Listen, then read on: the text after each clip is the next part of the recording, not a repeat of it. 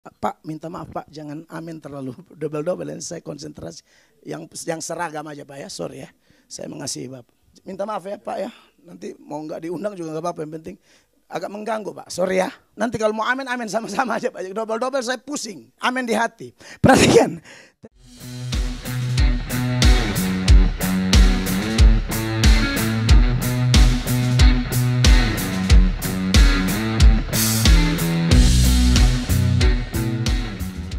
Beri tepuk tangan yang meriah bagi Tuhan. Silakan duduk Bapak Ibu.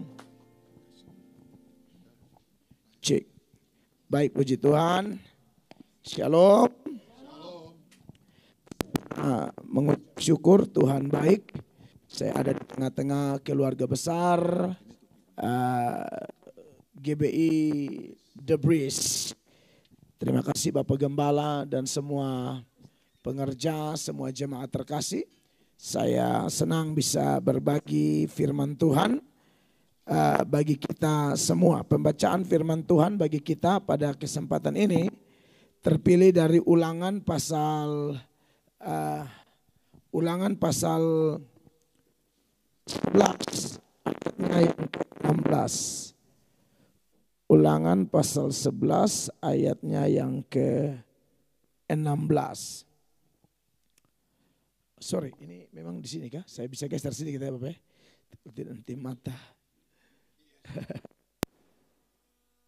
Cek, oke. Oke. Saudara yang diberkati Tuhan, kita perhatikan Ulangan pasal 11 ayat 16. Nanti kita baca sama-sama dalam hitungan yang ketiga. 1, 2, dan 3. Hati-hatilah supaya jangan hatimu terbujuk sehingga kamu menyimpang dengan beribadah kepada Allah lain dan sujud menyembah kepadanya. Bapak Ibu jemaat yang diberkati oleh Tuhan Yesus Kristus, dalam kebaktian kebangunan rohani pada saat ini berdasarkan nats yang kita baca, Ulangan 11 ayatnya yang ke-16, saya akan membahas satu tema, yaitu hati-hatilah dengan hatimu. Waduh. Ya, ayat ini jelas ya saudara-saudara, secara eksplisit dalam ayat ini dikatakan hati-hatilah supaya jangan hatimu terbujuk dan seterusnya. Nah, saudara-saudara yang diberkati oleh Tuhan Yesus, kalau kita melihat latar belakang teks ini, Ulangan pasal 11 ayatnya yang ke-16, secara keseluruhan teks ini berada di antara pilihan yang Allah beri, pilihan untuk diberkati atau pilihan untuk terkutuk. Jadi Allah memperhadapkan kepada umatnya waktu itu ada berkat, ada kutuk. Hati-hati dalam memilih, hati-hati dengan hatimu. Nah, ternyata pilihan orang ini sangat tergantung kepada sikap hatinya, saudara-saudara. Sebenarnya ayat ini mempunyai pesan yang senada dengan ayat yang lain. Misalnya di dalam Amsal yang begitu jelas firman Allah berkata, jagalah hati dengan segala kewaspadaan, karena dari situlah terpancar seluruh kehidupan kita terpancar, baik atau buruknya, diberkati atau dikutuk, beruntung atau tidak beruntung, itu sangat ditentukan oleh sikap hati kita. Pemberi berkat adalah Tuhan, tapi Tuhan mau wadahnya benar-benar siap, benar-benar menjadi tempat yang pas. Istilah kalau mau taruh makanan enak kan wadahnya mesti menarik, harus bagus, bersih, dan lain sebagainya. Nah, saudara-saudara yang diberkati oleh Tuhan Yesus, tentu kalau bicara tentang menjaga hati, sikap hati, atau hati-hati dengan hati kita, saya percaya entah Bapak Gembala atau hamba-hamba Tuhan lain yang Allah utus di wilayah pelayanan GBI The Breeze ini pasti pernah menyampaikan juga pesan-pesan Tuhan seputaran ini. Dan memang data seputaran memelihara hati, menjaga hati, itu dari perjanjian lama sampai perjanjian baru. Bahkan sampai kitab penutup. Mulai dari kitab pembuka sampai kitab penutup. Dari Kejadian sampai Wahyu. Persoalan hati begitu serius, saudara-saudara. Ya, karena ini sangat menentukan kehidupan kita selama kita menumpang di planet ini. Saya dan Bapak Ibu setuju bahwa kita sedang menumpang saja. Ya, kita sementara di sini. Saya sering kalau berkhotbah saya ingat jemaat Tuhan di mana-mana, dari gereja manapun, karena saya tidak pandang dari gereja mana asal kita berdiri atas firman-Nya. Saya selalu ingatkan bahwa hidup di dunia ini kan cuma sementara. Nah, di dalam kehidupan yang sementara ini Allah sering melatih kita, ya. Allah mengizinkan berbagai pengujian, kadang-kadang pencobaan juga Allah izinkan supaya kita hadapi. Nah, orang yang bisa menghadapi itu semua dan tetap berkemenangan atau tetap diberkati, salah satu hal yang sangat serius adalah persoalan menjaga hati. Bapak Ibu, kalau kita belajar kitab suci, ya, waktu Adam dan Hawa ditempatkan di Taman Eden, itu manusia dalam keadaan sempurna tanpa dosa. Sempurna tanpa dosa aja, kalau tidak hati-hati terjerembab. Sempurna tanpa dosa loh Bapak Ibu. Itu nggak ada dosa, kayak kita ini kan keturunan Adam dan Hawa. Setelah Adam dan Hawa jatuh dalam dosa, makanya kita dilahirkan dalam dosa. Mazmur 51 ayat 7, ketika Raja Daud jatuh dalam dosa lalu dia mulai mengaku dosa, di Mazmur 51 di ayatnya yang ke-7, Raja Daud bilang begini, nanti istri saya akan bantu baca ayat-ayatnya, dikatakan demikian. Mikrofon mungkin yang mana? Bersihkanlah aku daripada dosaku dengan hisop. Ayat 7, ayat 7, ayat 7. Yang dalam kurung. Sesungguhnya dalam kesalahan aku diperanakan, dalam dosa aku dikandung ibuku. Iya, saudara lihat ini. Ini karena manusia sudah jatuh dalam dosa, maka seterusnya Paulus bilang gara-gara satu orang semua orang berdosa. Makanya sekalipun anak dalam kandungan, Daud bilang, aku telah berdosa dari dalam kandungan. Kita tidak percaya doktrin tabula rasa dalam Kristen. Tidak percaya itu bahwa anak itu lahir suci murni. Enggak ada. Sejak Adam dan Hawa jatuh, mereka dilahirkan dalam kandungan aja udah berdosa. Makanya kenapa Yesus bilang, jangan halang-halangi anak-anak itu datang kepadaku. Anak-anak butuh Yesus. Sekalipun anak-anak belum tahu berbuat dosa, tapi potensi dosa itu ada dalam dirinya. Makanya sebagai orang tua, kita harus perhatikan anak cucu kita supaya mereka datang kepada Tuhan, ya. Saya percaya pelayanan sekolah minggu di The Breeze ini luar biasa. Waktu kami datang beberapa waktu yang lalu khotbah di gereja ini, anak-anak saya ikut. Mereka suka sekali karena begitu modern, begitu canggih, begitu menyenangkan. Jadi anak-anak saya terngiang-ngiang. Wah, asik banget, keren banget, suka dia. Artinya bahwa memang gereja ini sangat memperhatikan pelayanan kepada anak. Dan itu terbaik. Sejarah gereja Pak Paul Yonggi Cho menjadi salah satu gereja raksasa terbesar di dunia. Ya, itu dimulai dari pelayanan sekolah minggu. Jadi saya dan istri saya dalam pengembalaan kami sangat serius memperhatikan anak-anak, ya.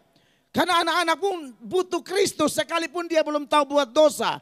Dalam kandungan dia berdosa. Nah, saya membandingkan antara posisi manusia pertama Adam dan Hawa sebelum jatuh dalam dosa aja begitu mudah terkontaminasi. Ketika tidak ada kewaspadaan, Hawa mulai buka celah, komunikasi terlarang. Saya anggap terlarang ini. Ya, mulai bincang-bincang sama iblis. Yang waktu itu iblis diwakilkan oleh ular. Dan terjerembab, jatuh, tumbang dan lain sebagainya. Ya, makanya dampaknya kepada kita semua. Apatah lagi saudara-saudara, setelah kejatuhan itu lebih susah urusan hati. Makanya pada waktu Tuhan menciptakan segala sesuatu sebelum manusia jatuh ke dalam dosa, sebelum manusia buka celah atau beri kesempatan kepada setan dan akhirnya mereka tumbang, sebelum itu Tuhan bilang semuanya baik. Kejadian 1 ayat 31, setelah penciptaan itu Tuhan berfirman, semuanya sangat baik. Kejadian 1 ayat 31. Perhatikan saudara-saudara. Maka Allah melihat segala yang dijadikannya itu sungguh amat baik. Ya. Jadilah petang dan jadilah pagi. Sungguh amat baik. Tapi setelah jatuh dalam dosa, Tuhan bilang, aduh tidak baik lagi. Kejadian 6 ayat 5, ayat itu saudara-saudara. Pemain ayat di gereja ini cepat ya. Kejadian 6 ayat 5, kita baca sama-sama dulu. Kejadian 6 ayat 5, setelah kejadian 1 ayat 31, kejadian 6 ayat 5, setelah manusia jatuh dalam dosa, firman Allah bilang apa? 1, 2, 3, lihat Tuhan bahwa kejahatan manusia besar di bumi. Bahwa apa? Segala kecenderungan hatinya selalu membuahkan kejahatan semata-mata. Saudara lihat, garis bawahi kata segala, selalu, semata-mata. Ini pandangan Allah loh ya. Kita kalau menilai diri kita, oh semua mau bilang, oh saya Mel Atok paling baik. Itu kata saya. Atau bisa jadi istri saya bela-bela saya. Iya loh suami saya tuh paling baik. Itu kata saya, kata istri saya, kata kerabat saya, kata orang pelayanan yang dekat dengan saya. Tapi persoalannya hidup saya dan saudara itu bukan ditentukan oleh kata orang. Apa penilaian Tuhan? Awal Tuhan lihat sungguh amat baik. Sekarang Tuhan lihat segala kecenderungan hatinya selalu membuahkan kejahatan semata-mata. Segala artinya tanpa kecuali. Selalu artinya terus menerus. Semata-mata menurut Allah. Fokus dari hati manusia hanya dosa, dosa, dosa, dan dosa. Makanya saudara-saudara, sejumlah ayat yang mengingatkan kita, hati-hati dengan hatimu. Jaga hatimu dengan segala kewaspadaan. Bahkan sampai zaman Yesus saja, Tuhan Yesus bilang itu dosa-dosa itu muncul dari mana? Dari mana muncul persinahan? Dari mana muncul pikiran cabul? Dari mana muncul pencurian? Dari mana muncul kesombongan? Dari mana muncul kebebalan? Semuanya dari hati. Makanya sejumlah dosa, serentetan dosa dalam Injil Markus pasal 7 mulai ayat 21. Dengan begitu terang benderang Tuhan Yesus menyebutkan dosa-dosa tersebut. Perhatikan. Sebab dari dalam, dari hati orang timbul segala pikiran jahat, percabulan, pencurian, pembunuhan. Ya ini semua dari mana? Dari dalam hati. Persinahan, keserakahan, kejahatan, kelicikan, hawa nafsu, iri hati, hujat, kesombongan, kebebalan. Semua hal-hal jahat ini timbul dari dalam dan menajiskan orang. Saudara kekasih Tuhan, memang setelah manusia jatuh dalam dosa, hati ini berbahaya sekali. Makanya dalam KKR sehari ini, Tuhan izinkan supaya semua keluarga besar GBI Debris, kita semua tanpa kecuali. Ingat, khotbah ini tidak saya berikan hanya untuk umat. Yang berkhotbah pun sedang mengkhotbahi diri sendiri. Karena ini masalah bukan main-main. Ini bukan hanya persoalan jemaat perlu jaga hati, pendeta tidak. Oh no. Pendengar khotbah perlu jaga hati, pengkhotbah jangan. Mana ada. Sepanjang khotbah ini saudara-saudara akan ada sejumlah data yang mengingatkan kita bahwa persoalan hati. Mau sudah bertobatkah, belum bertobatkah? Pelayanan baru kah, pelayanan lama kah? Jam terbang tinggi kah, jam terbang rendah? Tidak peduli. Semua kita harus hati-hati dengan hati kita. Sebab saudara-saudara, memang hati kita nih hati, Alkitab bilang bagian dari hidup kita yang paling licik. Tiada tandingannya hati kita. Yeremia pasal 17 ayatnya yang ke-9 ya. Yeremia 17 ayat 9 Bapak Ibu terkasih. Kita akan baca dalam hitungan ketiga. Saya rindu sama-sama baca. 1, 2, 3. Betapa liciknya hati. Lebih licik daripada segala sesuatu. Hatinya sudah membatu. Siapakah yang dapat mengetahuinya? Saya pakai mic lepas, mic kabel lebih enak kali Bapak Gembala.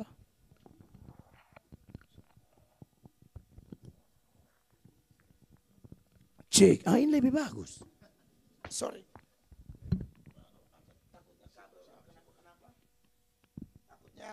Jemaat diberkati, pendeta yang kena strom.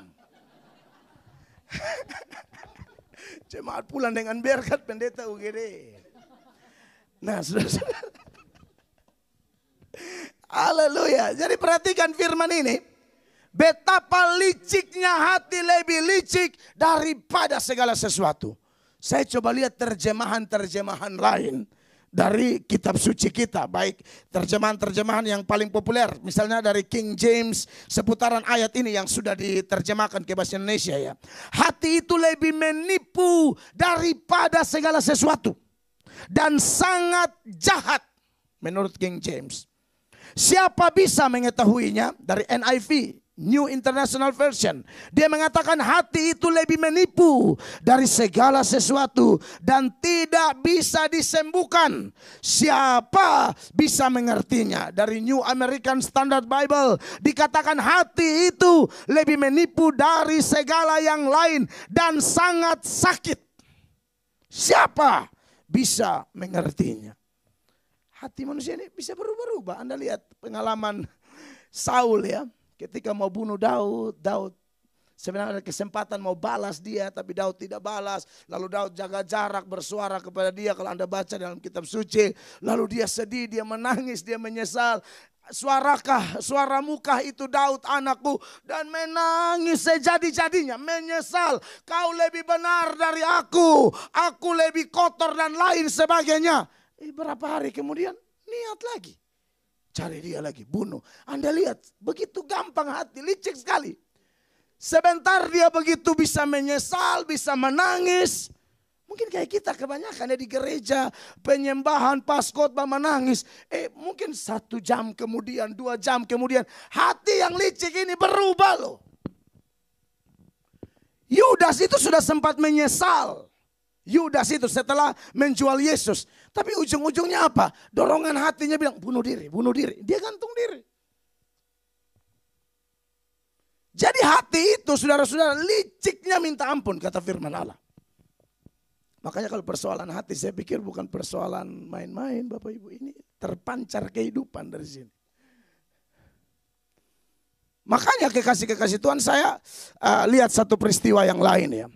Satu peristiwa yang lain dalam kitab suci, saya lihat seorang bernama Simon. Simon dia ini tukang sihir.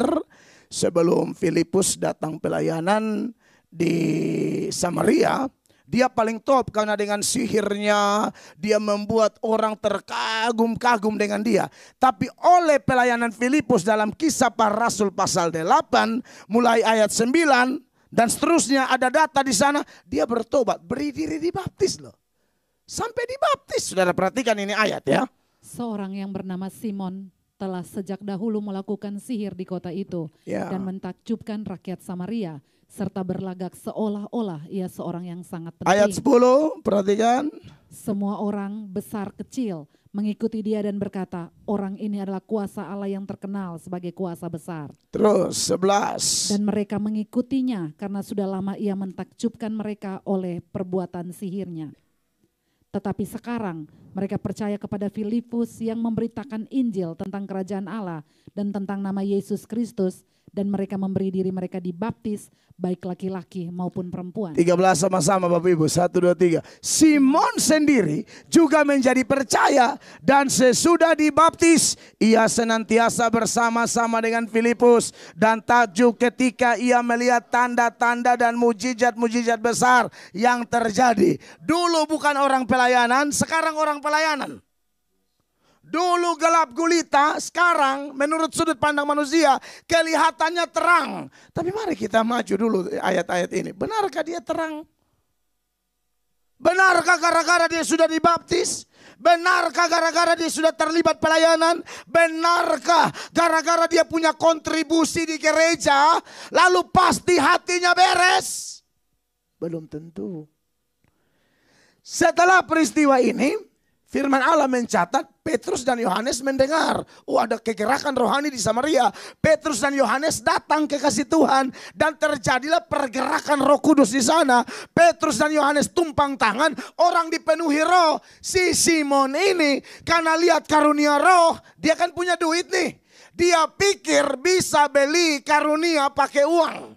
Makanya jangan berhenti di ayatnya yang ke-13. Lompat ke ayat 14, saudara. Langsung ayat 18 aja deh. 18, perhatikan.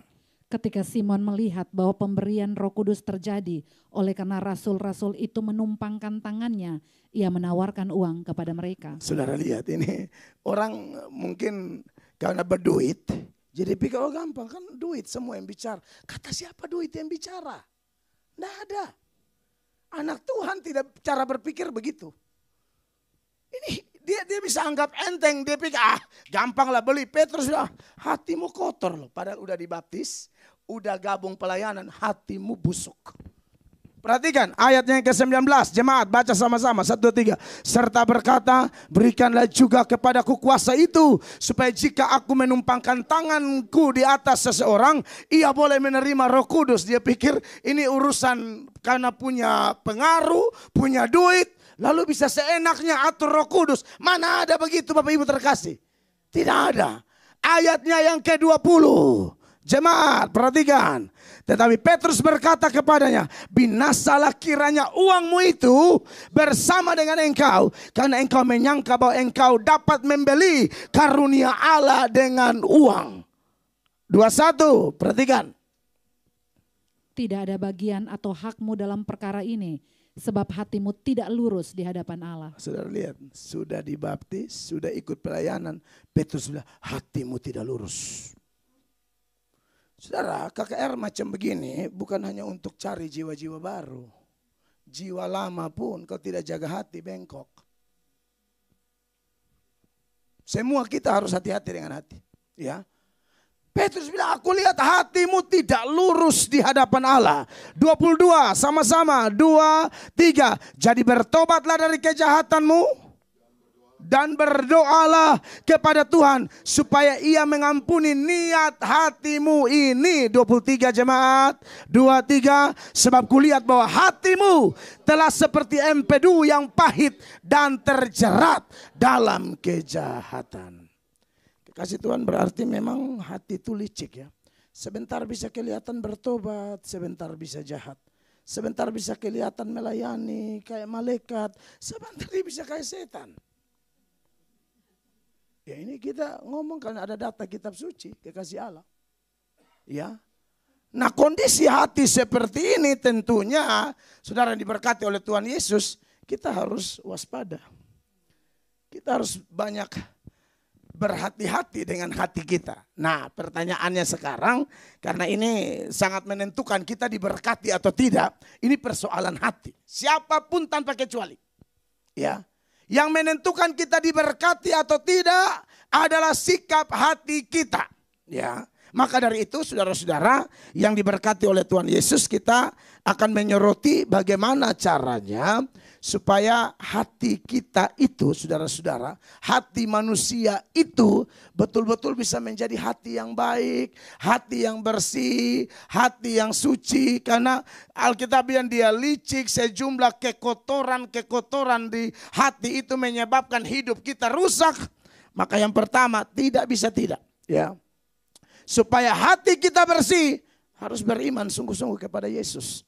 Sebab untuk membersihkan hati ini tidak bisa pakai amal, tidak bisa pakai pelayanan. Harus fondasinya jelas. Terima Yesus sebagai Tuhan dan Juru Selamat sungguh-sungguh. Saya tekankan kata sungguh-sungguh Bapak Ibu terkasih. Karena kekristenan ini, kalau kita belajar kitab suci, Alkitab adalah buku paling transparan. Memberi informasi apa adanya kita, termasuk Kristen. Bahwa sekalipun sudah Kristen, memang harus cek dulu ini Kristen jenis apa. Lalangkah, gandumkah, dombakah, kambingkah, ranting berbuahkah, atau ranting tidak berbuah. Itu istilah bagi orang Kristen saudara. Ini 5 gadis bijakkah, atau 5 gadis bodohkah. Itu juga tentang gereja kekasih Allah. Jadi Tuhan mau kasih informasi bahwa dalam gereja itu tidak semuanya gandum. Ada lalang.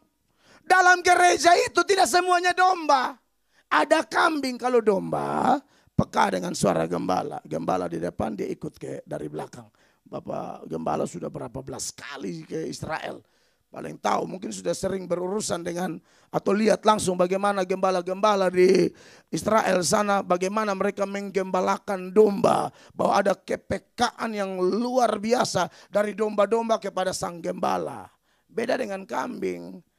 Kalau domba, gembala jalan di depan, domba ikut dari belakang. Kalau kambing, kita tarik dia, dia tarik kembali kita. Ini repotin. Ya. Maka dari itu, saudara yang diberkati oleh Tuhan Yesus, memang kalau bicara tentang menerima Yesus sungguh-sungguh, ini akan terus diserukan, saudara-saudara. Karena hanya ini yang bisa mengubah hati orang. Kalau orang terima Yesus hanya model kayak tadi Simon, hanya kelihatan bertobat, dibaptis, tapi ternyata tidak sungguh-sungguh. Sampai Petrus serukan lagi, kamu bertobat dulu. Pertobatanmu tidak jelas. Menurut Petrus. Simon, pertobatanmu tidak jelas. Pertobatanmu ikut rame. Pertobatanmu hanya karena lihat mujizat. Makanya ini juga di zaman Yesus begitu kan. Pas ada mujizat rame-rame semua ikut Tuhan. Berbondong-bondong. Tapi Yesus ini tahu sikap hati mereka. Yesus bilang kamu ikut aku ini gara-gara roti. Yesus tahu. Karena Yesus bikin 5 roti dan 2 ikan. Oh, siapa sih yang tidak mau lihat mujizat? Makanya di Yohanes 6 itu perkara mujizat 5 roti dan 2 ikan. Di ayatnya yang ke-26. Yohanes 6 ayat 26. Tuhan Yesus bilang begini, saudara-saudara. Yesus menjawab mereka, aku berkata kepadamu. Aku berkata kepadamu. Sesungguhnya kamu mencari aku bukan karena kamu telah melihat tanda-tanda. Tanda-tanda ini maksud tanda-tanda kemesiasan. Mereka tidak melihat tanda-tanda kemesiasan dan menerima dia sebagai Mesias, sebagai penebus. Tidak. Lalu mereka ikut Tuhan rame-rame ini gara-gara apa? Melainkan karena kamu telah makan roti itu dan kamu kenyang. Urusan roti. Nah ini kalau pertobatan hanya datang gereja cari roti ya repot. Saudara-saudara. Kalau hanya untuk roti, orang tidak percaya Yesus pun bisa punya roti. Apalagi harta, saya suka ngomong di mana-mana. Kalau hanya omong kaya, banyak orang tidak percaya Yesus. Kekayaannya berlipat kali ganda. Saya di New York, di New York. Dari LA saya ke New York. Di LA itu saya ketemu pengusaha, orang Kristen, pendukung pelayanan. Dia bilang, Pak Mel mungkin lihat saya nih kaya. Kekayaan saya tidak ada apa-apanya dibanding teman saya yang orang Malaysia itu. Dia punya bisnis besar di New York. Kekayaannya mungkin bisa 50 kali lipat di atas saya. Tapi dia bilang, saya ini tidak tahu jalan ke sorga tuh lewat siapa. Makanya diaturlah pertemuan dengan saya lalu kita bimbing. Saya tidak tahu hasilnya seperti apa. Karena kami hanya juru bicara Allah. Tidak ada pendeta bisa mempertobatkan orang. Di situ teman saya mengukur. Dia bilang kalau hanya ngomong kaya. Orang ini ateis. Tidak percaya Yesus. Kekayaannya di atas saya. Per bulan bisa hasilkan 10-15 juta dolar. Per bulan. Bukan 15 juta rupiah, dolar. Tapi tidak punya Yesus.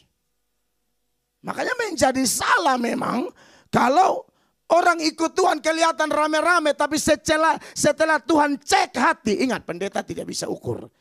Pendeta mau serohani apapun dia tidak semudah itu bisa ukur. Ini hatinya baik, ini hati tidak baik. Siapa kita? Tidak. Firman Allah yang kita dengar, firman Allah yang kita baca. Itu yang akan mengoreksi kita.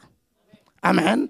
Bukan sentimen pribadi atau apa tidak. Saya kalau khotbah apa adanya. Sampaikan firman sejujur-jujurnya. Biar firman yang periksa kita. Amin. Kekasih Tuhan. Apakah hati saya dan saudara adalah hati yang benar-benar ikut Tuhan dengan jujur. Orang-orang ini nanti tidak tahan ketika mulai lihat mujizat berbondong-bondong. Dengar khotbah keras enggak tahan dia. Yohanes 6 tadi ayat 26 lompat ke ayat 60. Mereka tidak tahan dengar khotbah. Padahal firman Allah itu punya kuasa. Tapi mereka tidak tahan dengar firman Allah yang penuh kuasa. Sesudah mendengar semuanya itu, banyak dari murid-murid Yesus yang berkata, perkataan ini keras, siapakah yang sanggup mendengarkannya? Iya, mereka mau mujizat, kalau khotbah-khotbah keras jangan. Mereka mau kayak Naaman, pas datang coba Elisa keluar goyang-goyang tangan di kepala kayak. Pernah baca Naaman? Dia datang, Elisa gak mau ketemu. Elisa bilang pergi celupkan diri di sungai Yordan 7 kali. Dia protes, loh kenapa nggak ikut cara saya? Loh kau mau ikut cara kau atau cara Tuhan? Cara Tuhan yang Tuhan titipkan melalui Elisa, lu ikut aja. Iya tapi sungai di daerahku lebih bagus dari sungai Yordan. Kan saudara sudah saya baptis orang berapa kali di sungai Yordan. Itu sungai enggak bisa lawan dengan sungai-sungai yang ada di Aram sana. Coba kalau dia keluar, saya pikir kata kayak kita orang karismatik kalau doa kan harus gemetar. Dia pikir itu dong, mesti yang heboh dong. Ngapain firman-firman? Tidak ada iman bertumbuh dari kasih gemetar tangan. Iman tumbuh dari dengar firman. Tapi ini orang-orang mundur gara-gara Yesus lihat ini motivasi nggak benar. Ikut Tuhan karena lihat mujizat 5 roti dan 2 ikan. Yesus mau uji pakai firman. Setelah firman sampai benar tidak kau murni. Bohong. Ujung-ujung mundur ayat 66. Mereka mundur semua. Sama-sama baca 66. 1, 66. Yohanes 6 ayat 66. Langsung 66. Dikit aja maju tuh. 1, 2, 3. Mulai dari waktu itu banyak murid-muridnya mengundurkan diri dan tidak lagi mengikut dia. Anda lihat ini. Tapi Anda pikir Tuhan Yesus stres dengan orang-orang model begini? Kalau kita gembala-gembala udah puyeng Pak ya. Lu kemana? Tuhan Yesus biarin aja munafik ini. Yesus tuh pengembalaannya aduh keras. Saudara lihat waktu mereka mundur. Tuhan Yesus tanya sama Petrus. Ini murid-murid palsu. Tinggal yang 12 ini. Yesus tanya yang 12 ini. Kalian gak mundur juga? Ya Anda baca tuh 67. Oke, 67 bisa tunjukkan. Maka kata Yesus kepada ke-12 muridnya. Apakah kamu tidak mau pergi juga? Saya ini gembala idola saya itu Tuhan Yesus. Makanya dalam pengembalaan saya tiru dia Bapak. Kalau yang kayak agak gila-gila, kayak agak yang susah diatur, nggak bisa. Saya nggak bisa. Lu nggak mau, orang lain mau. Kita sama-sama ada menuju antrian mati kok. Ikut Tuhan kok batingkah-batingkah. Kan kalau ikut Tuhan yang untung kita. Masa yang untung Tuhan yang benar aja. Kata siapa kalau kita tolak kebenaran, kita tolak keselamatan, lalu surga sepi karena nggak ada lu. Kata siapa? Peduli amat. Memang kalau begini di Jawa agak berat, tapi kalau saya, aduh. Mundur, bukan Tuhan bilang, aduh kasihanin kalian tinggalin aku sendiri. No, masih sisain 12. Kalian juga nggak ikut. Untung Petrus walaupun pernah jatuh, pernah gagal, tapi keren dia. Ini jemaat setia. Dia bilang, tidak Tuhan, kami mau lari kemana? Saudara lihat tuh, lanjutnya. Jawab Simon Petrus kepadanya, Tuhan, kepada siapakah kami akan pergi? Perkataanmu adalah perkataan hidup yang kekal. Keren. Keren ini ya Petrus. Pernah gagal? Iya. Pernah jatuh? Iya. Tapi ini orang benar. Bagi saya dia orang benar. Sebab Tuhan sendiri berkata kalau orang benar 7 kali dia jatuh pun dia akan bangun. Dan kalau dia jatuh Allah tidak biarkan dia jatuh sampai tergeletak. Tapi untuk orang-orang yang mundur itu tidak ada lagi Tuhan panggil-panggil mereka. Istilah penampian terjadi ya. Tuhan sedang memfilter gereja hari-hari ini. Tuhan mau lihat siapa yang murni, siapa yang tidak. Siapa yang asli, siapa yang tidak. Kita jangan rasa diri paling penting di gereja. Harus bertobat. Kita model kayak Simon tadi. Hatimu bermasalah Simon. Amin Bapak Ibu.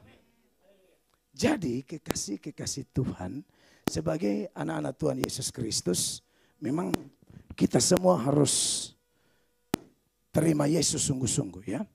Hati kita itu betul-betul hanya dengan menerima Yesus hati kita dibersihkan. Orang-orang yang mundur tadi tidak percaya Yesus. Makanya ketika mereka mundur itu Tuhan Yesus bilang begini di ayat 64-nya. Tuhan Yesus bilang apa di situ? Dari Yohanes 6. Tetapi di antaramu ada yang tidak percaya. Ya. Sebab Yesus tahu dari semula siapa yang tidak percaya dan siapa yang akan menyerahkan dia. Yesus sudah tahu dari awal. Kalau Pak Elias dan saya sebagai gembala enggak tahu Pak. Kita sulit tahu Pak. Tapi kalau Yesus. Jadi Bapak Ibu terkasih khotbah ini datang untuk kita semua bercermin. Karena khotbah itu cermin, firman itu cermin, bukan spion. Kalau spion tuh pakai lihat orang. Ya saudara kalau naik motor, naik mobil punya spion kan, lihat orang. Nah kadang-kadang begini, ini juga jaga hati nih saat dengar khotbah. Ada orang merasa diberkati dengan khotbah karena dia merasa khotbahnya kena orang. Senang dia. Wah, haleluya. Karena nggak kena dia, kena orang. Ini juga hatinya busuk juga sebenarnya. Orang begini kurang ajar juga. Dia merasa, aduh saya tadi khotbahnya, aduh itu kena, yang pengerja itu kena. Hello, hatimu juga busuk. Saya pesan Anda, jangan begitu dengar khotbah. Tidak ada orang dengar khotbah, suami istri dengar khotbah, lalu istri berkata, pas sama suamiku, ini pendeta yang diurapi Allah. Hello, ibu. Tidak ada Tuhan suruh kita dengar firman, lalu pakai firman lempar ke suami. Ada lagi ibu-ibu yang secara tegas langsung korek suaminya. Hei tua katanya. Makanya kau udah hei tua, ambil keputusan. Ibu, dengar firman kacamata kuda. Tarik ke diri. Jangan saudara semangat karena wah pas banget tuh tadi kena sama ini. Jangan. Anda punya hati tidak lurus. Kau mirip Simon, tapi Simon zaman sekarang. Namanya Simon de Bris. Kalau itu kan Simon penyihir. Saudara Simon de Bris. Right? Dengar khotbah, tarik ke dia. Pas dengan aku Tuhan. Terima kasih. Kan semua di sini datang kan dengar khotbah. Bukan dengar dosa orang. Hello. Oh jangan. Itu tidak akan bertumbuh. Saudara tidak akan bertumbuh, saudara akan tambah jahat walaupun Anda senang sesaat di gereja karena Anda merasa orang yang engkau tidak sukai selama ini kena hantam full ayat-ayat tadi. Bertobat. Amin. Makanya saudara-saudara yang diberkati oleh Tuhan Yesus, kalau kita lihat poin ini sekali lagi silakan perhatikan diri kita kalau ada yang tidak beres, bereskan sampai akar-akar. Karena kalau tidak dibereskan sampai akar-akar kekasih Tuhan, doktrin dosa itu begini ya, hamartia. Doktrin dosa itu, dosa kalau tidak dibereskan sampai akar-akar, dosa itu beranak cucu dosa. Kadang-kadang kita bukan menyelesaikan tapi tutup dosa A pakai dosa B. Jadi dia tutup dosa pakai dosa. Dia udah tipu istri nih. Tapi waktu istri tanya, dia bukan mengaku, dia bikin dosa baru untuk tutup yang ini.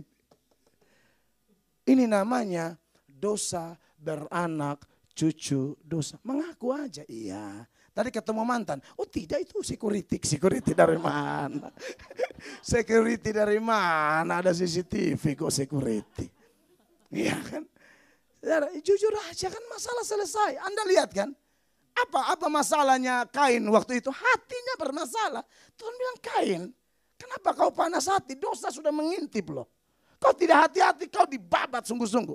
Makanya dalam Kejadian pasal 4 itu ya, mulai ayatnya yang ketiga, Kejadian 4 ayat 3, coba Ibu. Setelah beberapa waktu lamanya, maka Kain mempersembahkan sebagian dari hasil tanah itu kepada Tuhan sebagai korban persembahan. Terus Habel juga mempersembahkan korban persembahan dari anak sulung kambing dombanya, yakni lemak-lemaknya. Maka Tuhan mengindahkan Habel dan korban persembahannya. Nah ini masalah sudah mulai muncul di sini. Ayat 5. Tetapi Kain dan korban persembahannya tidak diindahkannya. Lalu hati Kain menjadi sangat panas dan mukanya bunuh-bunuhan hanya gara-gara hati. Hati mulai panas. Lalu Tuhan berfirman, kenapa hatimu panas, kenapa mukamu muram? Maka singkat cerita, dari panas hati akhirnya niat membunuh keluar. Sudah bunuh, ya Tuhan tanya, di mana adikmu? Emangnya aku penjaga? Tipu. Jadi dosa beranak cucu dosa. Kita semua ini Bapak Ibu, tanpa kecuali yang khotbah maupun yang dengar khotbah, harus pastikan kita sudah terima Yesus sungguh-sungguh. Hanya itu yang bisa membersihkan hati kita. Tanpa itu tidak bisa. Hanya darahnya yang bisa menyucikan kita. Kalau dalam ritual Yudaisme, ada ritual Yudaisme. Itu hanya menyucikan secara lahiriah. Tapi terima Yesus, dia sucikan dari dalam. Makanya dalam Ibrani 9 ayat 13. Ibrani 9 ayat 13, perhatikan. Sebab jika darah domba jantan dan darah lembu jantan dan percikan abu lembu muda menguduskan mereka yang najis, sehingga mereka disucikan secara lahiriah. 14. Betapa lebihnya darah Kristus yang oleh roh yang kekal telah mempersembahkan dirinya sendiri kepada Allah sebagai persembahan yang tak bercacat, akan menyucikan hati nurani kita dari perbuatan-perbuatan yang sia-sia, supaya kita dapat beribadah kepada Allah yang hidup. Hati yang kotor hanya bisa disucikan oleh darah Yesus. Makanya orang di luar Yesus mau suci pakai gaya apa? Tidak bisa. Makanya orang-orang yang tanpa Yesus, bahkan orang-orang Yahudi dulu, Yesus bilang kesalehanmu seperti kain kotor. Kain kotor itu dalam tradisi Ibrani itu istilah lainnya cemar kain. Kain kotor itu, maaf kata, itu pembalut wanita zaman itu. Kan belum ada yang modern kayak sekarang kan pembalutnya. Jadi orang pakai kain. Zaman dulu, jangankan zaman Yesaya, zaman perjanjian lama, oma-oma kita yang 4 generasi ke atas pakai kain. Kalau mereka lagi datang bulan. Iya. Jadi Tuhan bilang kesalehanmu seperti kain kotor. Yang seperti kain kotor apa? Bukan kesalahan, kesalehan. Jadi orang yang sok saleh, pakai jubah keagamaan, ya putih dari atas sampai bawah, belum tentu benar. Bisa jadi itu penjahat besar.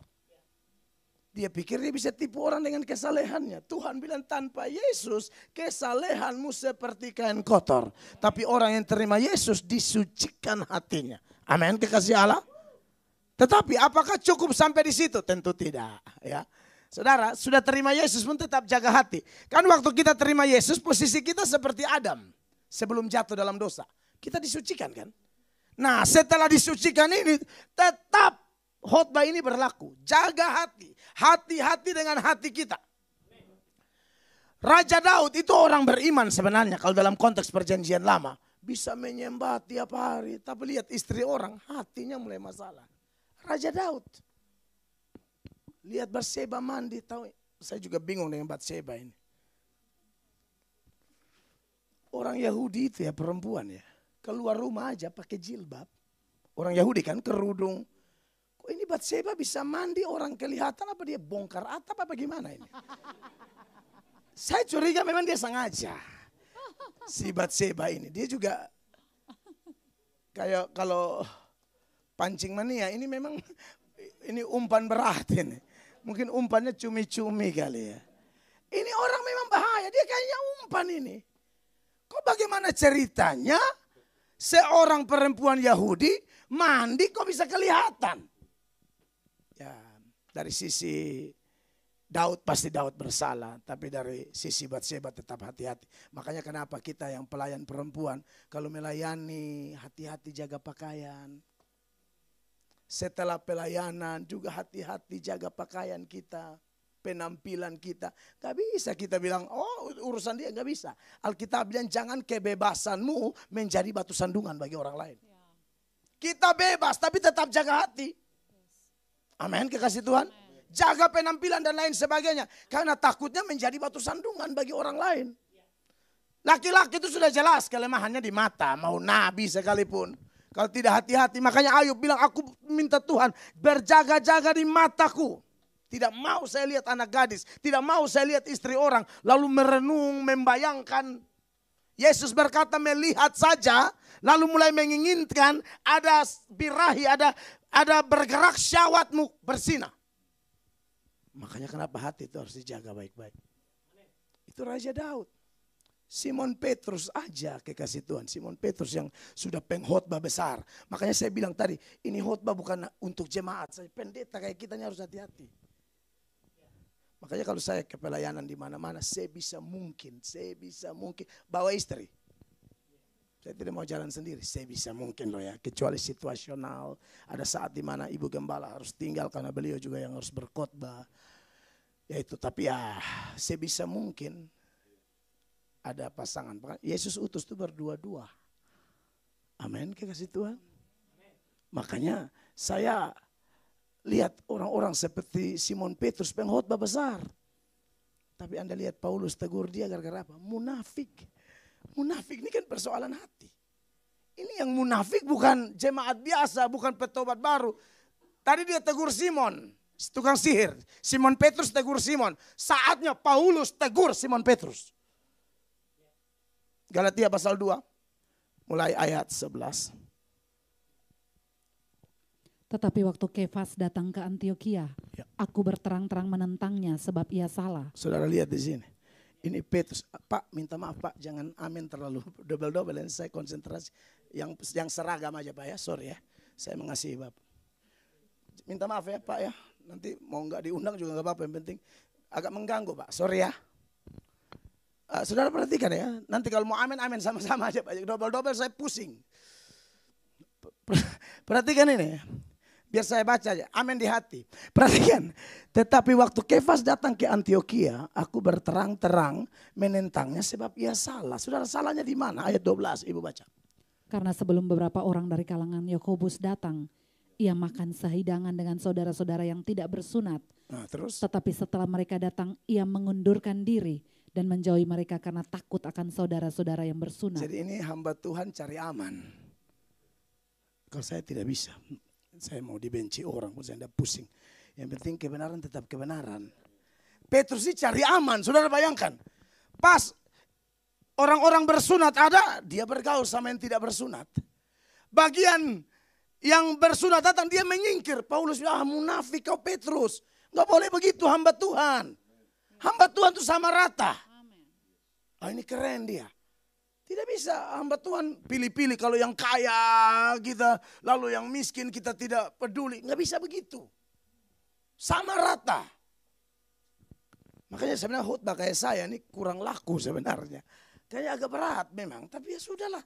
Kan kita juga bukan cari kaya, kan berkat dari Tuhan, repot amat.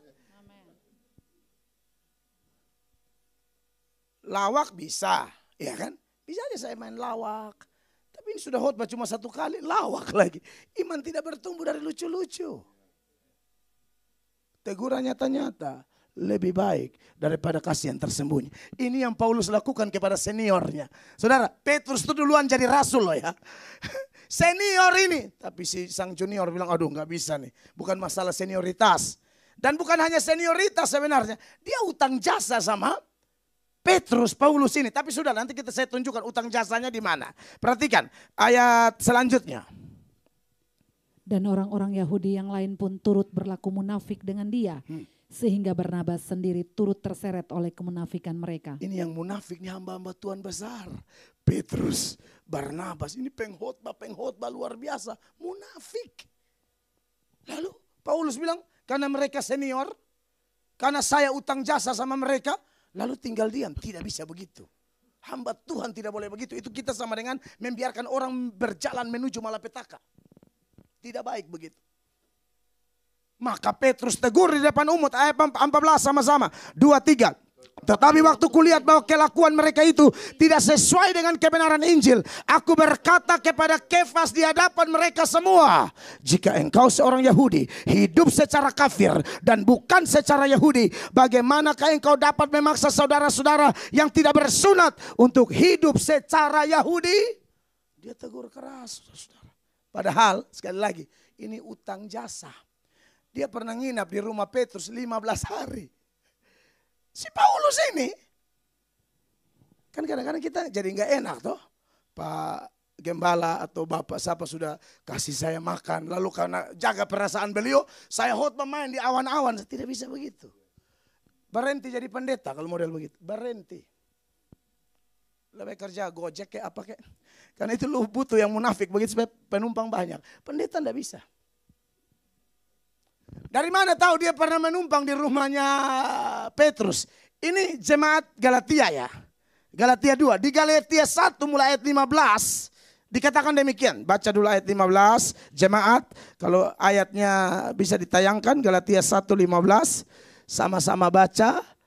1, 2, 3. Tetapi waktu Ia yang terpilih milih aku sejak kandungan ibuku dan memanggil aku oleh kasih karunia-Nya, 16, jemaat terkasih, berkenan menyatakan anaknya di dalam aku, supaya aku memberitakan dia di antara bangsa-bangsa bukan Yahudi, pun aku tidak minta pertimbangan kepada manusia. 17, kekasih Allah, juga aku tidak pergi ke Yerusalem mendapatkan mereka yang telah menjadi rasul sebelum aku, tetapi aku berangkat ke tanah Arab dan kembali lagi ke Damsyik. 18 yang saya persoalkan. Lalu 3 tahun kemudian aku pergi ke Yerusalem untuk mengunjungi Kefas. Dan aku menumpang 15 hari di rumahnya. Tidur 15 hari. Hampir setengah bulan. Ini semua makan nasi kuning, ya kan? Kalau konteks sekarang ya, saya sering tidur di rumah Pak Hari. Sudah nasi kuning. Nasi putih sudah pasti itu. Belum duren Bogor, ya kan. Waduh, so makan saya. Ini orang kok dia sudah makan di rumah saya, kok dia khotbah model begini. Kebenaran nilainya di atas segala-galanya. Jangan gara-gara emosional, utang jasa, atau apapun jangan. Anak Tuhan tidak bisa begitu. Justru orang begini, Paulus ini luar biasa orang. Dia sayang Petrus. Tapi Petrusnya juga luar biasa. Ini masalah hati semua. Petrus tidak tersinggung padahal senior. Setelah surat Galatia, Petrus tulis suratnya. Dalam suratnya dia sebut Paulus apa? Saudara yang kekasih. Keren. Junior melakukan porsi firman Allah. Senior yang ditegur bilang gak ada masalah. Kebenaran tetap kebenaran. Paulus tetap saudara kekasih. Di mana buktinya? 2 Petrus 3 ayat 15. Silakan Ibu Gembala baca. Anggaplah kesabaran Tuhan. Kita sebagai kesagimu untuk beroleh selamat. Seperti siapa? Seperti juga Paulus saudara kita yang kekasih. Sampai di situ deh ya. Seperti juga Paulus saudara kita yang kekasih. Yang telah menulis. Ini nama Petrus, dosa Petrus. Paulus tulis sampai hari ini kita tahu gara-gara Paulus bongkar. Benar kan? Sampai hari ini dari abad keberapa nih. Dia tulis dosa Petrus di surat Galatia. Tapi Petrus, saya bukan hanya hormat Paulus. Petrus keren. Dia senior luar biasa. Dia boleh saya katakan orang tua luar biasa. Ditegur di depan umum tadi loh. Karena masalahnya dosanya dosa di depan umum. Beda kalau dosa di depan umum gak bisa selesaikan 4 mata, gak bisa. Makanya kenapa saya kanter penyesat-penyesat. Sekalipun pendeta kalau ajar aneh-aneh di media, saya kanter dengan penuh cinta. Kenapa? Karena yang tontonnya udah ribuan. Ini bukan masalah pribadi. Ini masalah kekristenan. Gak bisa bilang, makanya ada yang polos-polos. Pak Mel 4 mata dong, 4 mata gimana dong. Dia punya ajaran sudah menyebar ke seluruh dunia. 4 mata apaan? Bermata-mata.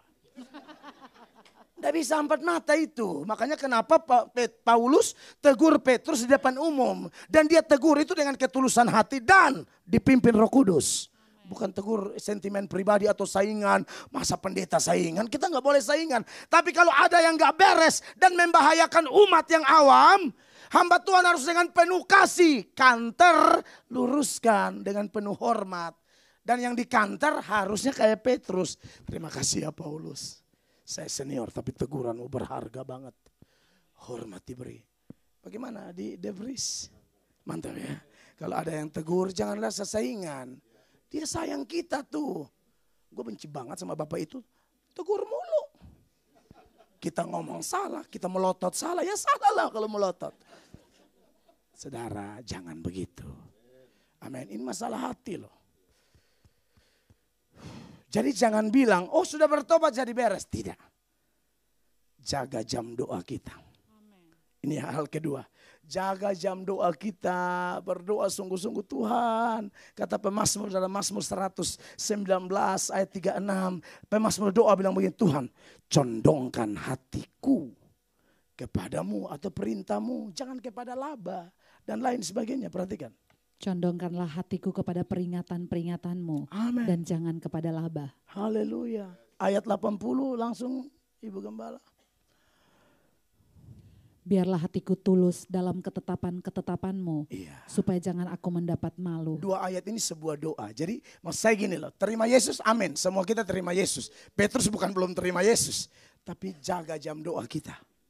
Banyak pelayan, Debris tolong saya sayang saudara.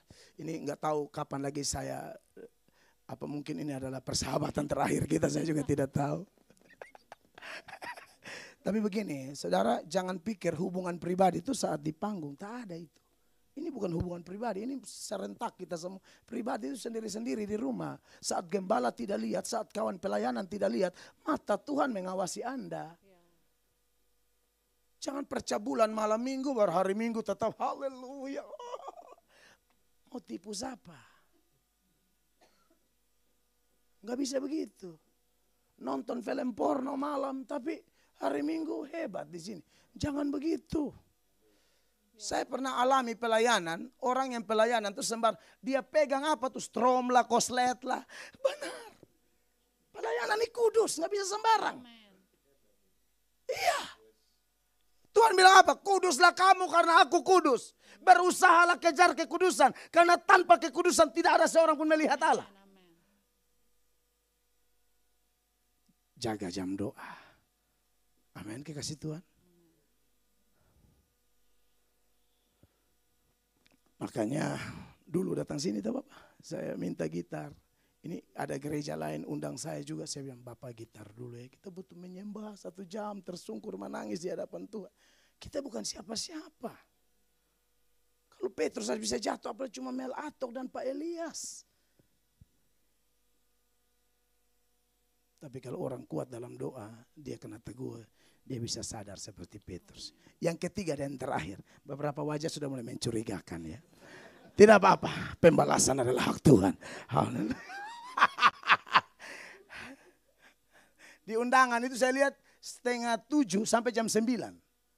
Di undangan loh Pak. Wih, saya kaget juga. Ini ibadah apa sampai jam 9?